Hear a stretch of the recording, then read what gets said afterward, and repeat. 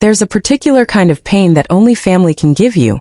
The kind that comes wrapped in a smile, delivered in front of everyone you love, while you're expected to just sit there and take it. My name is Claire. And this is the story of how my sister humiliated me in front of our entire family at a reunion, and exactly 7 days later, called me in tears, begging for money. What happened in between those two moments taught me more about my family than the previous 30 years combined. Stay until the end because her reaction to my answer will surprise you. My sister Melissa is 2 years older than me. Growing up, she was always the golden child, the pretty one, the popular one, the one my parents bragged about at every family gathering. I was the quiet one, the responsible one, which in my family basically meant the one nobody paid attention to. Melissa got a full scholarship to a prestigious university. I went to community college while working 2 jobs. Melissa married young, to a man from a wealthy family, and moved into a beautiful house in the suburbs. I stayed single longer, focused on building my career slowly brick by brick. For years, family conversations always seemed to circle back to Melissa's achievements. Her wedding. Her husband's promotion, her kids' private school. Meanwhile, my own milestones, finishing my degree at 26 while working full-time, getting promoted to regional manager at 32, buying my first home at 35 without any help from anyone, barely got a mention. I never resented Melissa for any of this, not really. I loved her. She was my big sister. But there was always this quiet undercurrent in our relationship. A sense that she saw me as slightly beneath her, someone she loved but didn't quite respect. I told myself I was imagining it. I told myself family was family, and none of that petty stuff mattered. I was wrong. In my late 30s, everything in my life started coming together. After years of working in corporate operations, I finally took a leap and started my own consulting business, helping small companies streamline their logistics. It was terrifying leaving a stable paycheck behind, but I had saved carefully for years, and I believed in what I was building. The first year was brutal. 60-hour weeks, barely any clients, constant self-doubt. But I kept going. By year 3, my consulting firm had 11 steady clients, and a small but loyal team of 4 people working under me. By year 5, I had built something I was genuinely, quietly proud of. A 6-figure business that I had created entirely on my own, without a business degree, without family connections, without anyone's help. I didn't advertise my success to my family. It wasn't in my nature to brag. When people asked how work was going, I'd simply say it's going well, I'm happy, and leave it at that. Melissa, meanwhile, continued to update the family group chat regularly with updates about her husband's new car, their kitchen renovation, their kids' achievements. I never envied any of it. I was genuinely happy for her. What I didn't expect was that my own quiet success would eventually become something she couldn't stand. Every summer, our extended family gathers at my Uncle Frank's lake house for a big reunion. Cousins, aunts, uncles, grandparents, nearly 40 people spread across a weekend of barbecues, games, and long dinners on the porch. This year's reunion started like every other. Laughter, old stories, kids running around the yard. I arrived Friday evening, exhausted from a long work week, but genuinely looking forward to relaxing with family. Saturday night's dinner was the big one. The whole extended family crammed around 2 long tables set up on the porch, plates piled high with barbecue, the kind of noisy, chaotic family dinner that somehow still feels comforting. At some point, conversation turned to careers, as it often does at these gatherings. My cousin Ryan mentioned he'd just gotten a promotion at his engineering firm, and everyone congratulated him warmly. Then my Aunt Patricia turned to me and asked kindly, Claire, how's your little consulting thing going these days? Before I could even answer, Melissa laughed.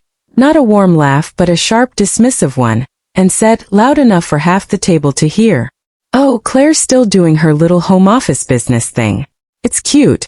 Not everyone needs a real career, I guess. The table went quiet for a beat. A few people chuckled awkwardly, unsure if it was meant as a joke. I felt my face go hot, that familiar mix of embarrassment and anger rising in my chest. I tried to laugh it off. It's actually doing really well, Melissa. I have a full team now. She waved her hand dismissively, taking a sip of her wine. Sure. I just mean, it's not like you're running some big company or anything. It's fine though, someone in the family has to keep things simple. My mother, sitting nearby, gave an awkward little laugh and quickly changed the subject to something about the weather. Nobody defended me. Nobody said anything. The conversation just moved on, as if what had just happened was completely normal, completely acceptable. I sat there for the rest of dinner, smiling politely, participating in conversations, while inside I felt smaller than I had in years. Not because Melissa's words were true, I knew they weren't, but because in that moment, in front of everyone who was supposed to love me, nobody stood up for me. Not even my own mother. I left the reunion early Sunday morning, telling everyone I had a work commitment, which wasn't entirely a lie. I did have a client call scheduled, but mostly I just needed to leave. I needed distance from that porch, from that dinner table, from the sound of my sister's laugh echoing in my head. The 3-hour drive home gave me plenty of time to think. I replayed the moment over and over. Someone in the family has to keep things simple, and each time it stung just as much as the first time I heard it. What hurt most wasn't the insult itself. It was the silence that followed. 30-some family members sitting at that table, and not a single person said, "Actually, Claire's business is doing incredibly well." Not my mother. Not my father. Not even my own husband, who had been deep in conversation with my Uncle Frank at the other end of the table, and hadn't heard the exchange at all. By the time I got home, I had made a quiet decision. I wasn't going to confront Melissa about it directly. That wasn't really my style. But something inside me had shifted permanently. I stopped downplaying my success. I stopped shrinking myself to make others comfortable. And I stopped expecting my family to see me the way I deserved to be seen. I had no idea that exactly 1 week later, everything would change. The following Saturday evening, exactly 7 days after the reunion, my phone rang. It was Melissa.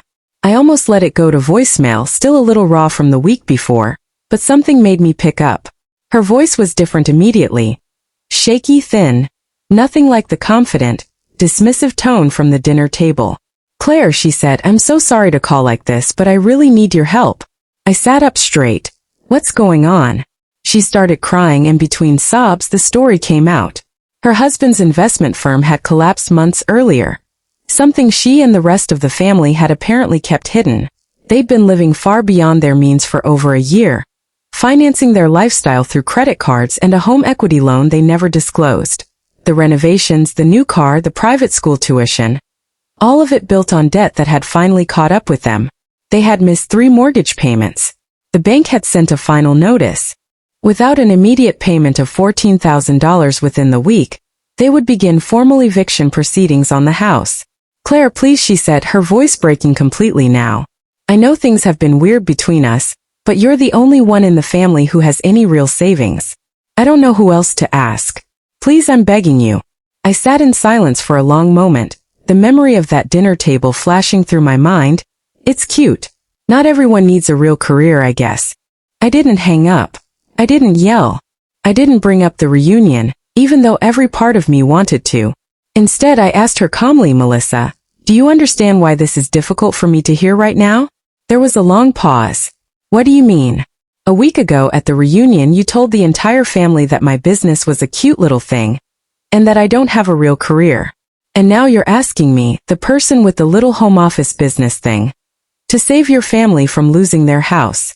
The silence on the other end stretched on for what felt like a full minute. Finally she whispered, "I didn't mean it like that, Claire. I was I was joking." "You weren't joking, Melissa." Nobody laughed. Not even you, really. It was cruel, and it was in front of the entire family, and nobody said a word in my defense, including you, since you were the one saying it. She started crying harder. I know I was awful. I felt terrible about it all week, honestly. I think I say things like that because I've always felt like I needed to be the successful one, the put-together one. Seeing you build something so solid on your own without any of us helping you, it made me feel small. So I made you feel small instead. I'm so sorry, Claire. I really am." It was, as far as I could remember, the first genuinely honest thing my sister had said to me in years. I told her I needed a day to think about it, not about whether I could afford to help because I could, but about whether I wanted to. I hung up the phone and sat with my thoughts for a long time that night. The next morning I called Melissa back. I told her I would help, but not in the way she expected. I wouldn't simply hand over $14,000. Instead, I offered to pay the mortgage arrears directly to the bank myself, ensuring the money went exactly where it needed to go, structured as a formal loan with a written agreement between us, monthly payments, a clear timeline, actual documentation, something our family had never once used with each other before. I also told her something else, calmly but firmly. Melissa, I'm doing this because you're my sister and I don't want your kids to lose their home. But I need you to understand something. This isn't me proving that my little business is successful enough to save you. This is me choosing, despite everything, to still show up for my family. Those are two very different things and I need you to see the difference. She cried again, but this time it felt different. Less panic, more genuine remorse. You're right, she said. You're completely right. And Claire, I'm going to tell everyone at Christmas how wrong I was. I mean it. I paid the bank directly the following Monday. The eviction proceedings were stopped.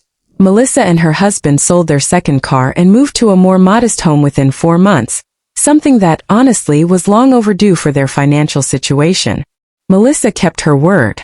At Christmas that year, in front of the same extended family who had sat silently through her comment at the reunion, she stood up during dinner and told everyone, without me asking her to, exactly what had happened, the comment she made, and how I had still chosen to help her family when they needed it most. My mother pulled me aside afterward, tears in her eyes, apologizing for staying silent that night at the reunion. It wasn't a perfect resolution. Some wounds don't fully disappear just because someone finally says sorry. But something did shift in my family after that. A quiet recognition, finally, that success doesn't always look loud, and that the little business they'd overlooked for years had quietly become strong enough to hold the whole family up when it mattered most. Melissa and I are closer now than we've been in years. Not because of the money, the loan was fully repaid on time every single month, but because for the first time in our lives she finally saw me clearly. Not as the quiet sister. Not as the one who keeps things simple. But as someone whose strength had been there all along, even when nobody was paying attention. If you've ever been underestimated by your own family, only to have them come to you when it truly mattered, let me know in the comments. I'd love to hear your story. And if you believe I made the right choice helping Melissa despite everything, hit like and share this video with someone who needs to hear it today. See you in the next video with another true story worth telling.